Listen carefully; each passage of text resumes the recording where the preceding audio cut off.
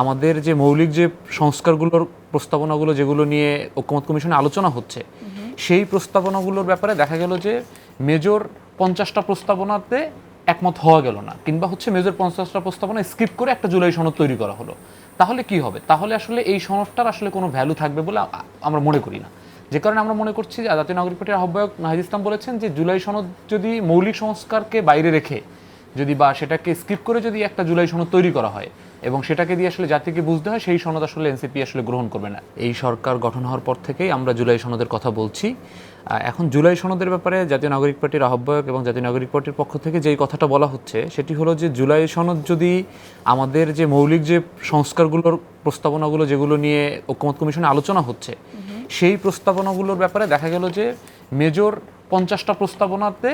একমত হওয়া গেল না, কিংবা হচ্ছে মেজর 50টা প্রস্তাবনা স্কিপ করে একটা জুলাই সনদ তৈরি করা হলো। তাহলে কি হবে? তাহলে আসলে এই সনদটার আসলে কোনো ভ্যালু থাকবে বলে আমরা মনে করি না। যে কারণে আমরা মনে করছি যে জাতীয় নাগরিক পার্টির আহ্বায়ক নাহিদ ইসলাম বলেছেন যে জুলাই সনদ যদি মৌলিক সংস্কারকে বাইরে রেখে যদি বা সেটাকে স্কিপ করে যদি একটা জুলাই সনদ তৈরি করা হয় এবং সেটাকে দিয়ে আসলে জাতিকে বুঝতে হয়, সেই সনদ আসলে এনসিপি আসলে গ্রহণ করবে না। এক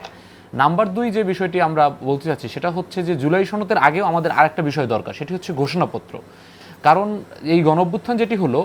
এই গণঅভ্যুত্থানের যদি একটি আইনি এবং সাংবিধানিক স্বীকৃতি না থাকে তাহলে পরবর্তী সময়ে আমাদের কী ধরনের সংকট তৈরি হবে এবং এই গণঅভ্যুত্থানটা এক ধরনের দাঙ্গা এবং হাঙ্গার হিসাবে আসলে পরবর্তীতে এটাকে বিবেচনা করা হবে। যে কারণে আমরা দেখছি যে ঘোষণাপত্রটা ছাড়াও আসলে জুলাই সনদটা গ্রহণ করার সুযোগ নেই, কারণ জুলাই সনদ হচ্ছে এক ধরনের চুক্তি যেটা আগামীতে। কিন্তু আপনারা কি এই যে সনদটা যেটা ড্রাফটটা এটাকে আপনি পড়েছেন? না, এটা আসলে যেই ড্রাফটটা এসেছে সেখানে কিন্তু এখন পর্যন্ত পুরো বিস্তারিত যে ইয়েগুলো দফাগুলো এবং যে চুক্তিগুলো যেগুলো বাস্তবায়ন করা হবে সেগুলো এখন কিন্তু পূর্ণাঙ্গভাবে নেই। না, পূর্ণাঙ্গভাবে সংস্কারের যে ডিটেইল বিষয়গুলো নিয়ে আমরা কথা বলছি, 70 ধারা নিয়ে কথা হয়েছে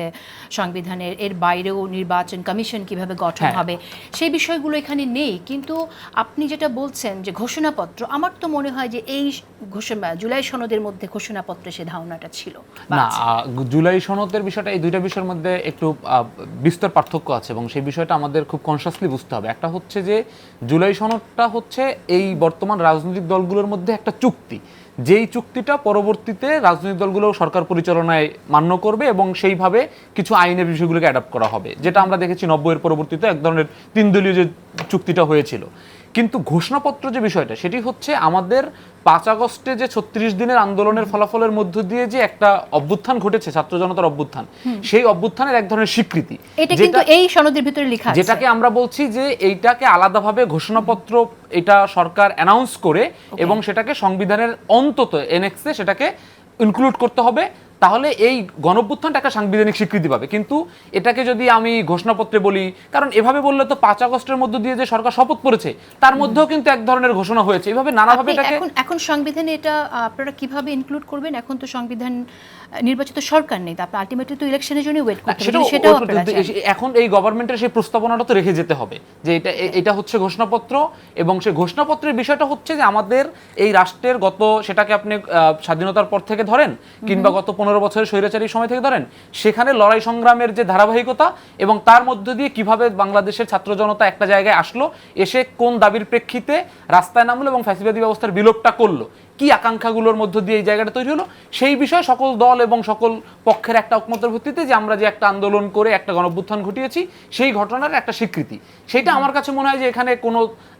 বিরোধিতারও জায়গা থাকার কথা না, এবং এইটা যে আগামীতে কোনো আইন করা বা বাস্তবায়ন করার বিষয় না, কারণ সেটা তো জুলাই সনদের যে শর্তগুলো থাকবে, বিভিন্ন প্রেক্ষিতে যে সংস্কার প্রস্তাবনাগুলো ধারাগুলো থাকবে, সেই ধারাগুলো বাস্তবায়নের বিষয় থাকবে। তো সেই জায়গা থেকে ঘোষণাপত্র এক্সক্লুসিভলি আলাদাভাবে আমাদের প্রয়োজন। ওকে, তাহলে যেটা এখন বলছে যে জুলাই সনদটা আপনার ড্রাফটটা দলগুলোর কাছে সবার কাছে আছে, যেটা আপনাদের নেতারা বলেছে আমরা গ্রহণ করতে পারি না, সেটার সাথে ঘোষণাপত্রের কোনো সম্পর্ক নেই আপনি বলছেন? না, সেটার সাথে আচ্ছা, আমি